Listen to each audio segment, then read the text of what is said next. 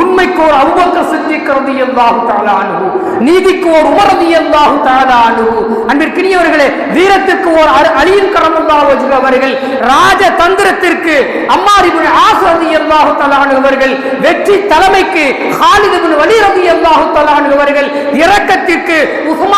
உஸ்மான் இப்னு அஃபான் ரலியல்லாஹு தஆலா அன்ஹு அவர்கள், நேர்மைக்கு ஸஅத் இப்னு முஆத் ரலியல்லாஹு தஆலா அன்ஹு அவர்கள், இது போன்ற சுரங்கங்களை பெருமானார் ஸல்லல்லாஹு அலைஹி வஸல்லம் அன்னவங்க தன்னுடைய வாழ்நாளிலேயே உருவாக்கி விட்டு சென்றிருக்கிறார்கள் என்பதை நாம் பார்க்கிறோம். இதெல்லாம் சுரங்கம், இவைகளெல்லாம் மிகப்பெரிய சுரங்கங்கள், மிகப்பெரிய தங்கங்கள், மிகப்பெரிய வெள்ளிகள். அன்பிற்கினியவர்களே, இப்படிப்பட்ட ஆளுமைகளை உருவாக்குகின்ற அந்த தன்மை பெருமானார் ஸல்லல்லாஹு அலைஹி வஸல்லம் அன்னவருடைய அந்த அறிவு சார்ந்த விஷயங்களின் வார்த்தைகளின் வாயிலாகத்தான் உருவானது என்பது நாம் பார்க்கிற செய்தியாக இருக்கிறது.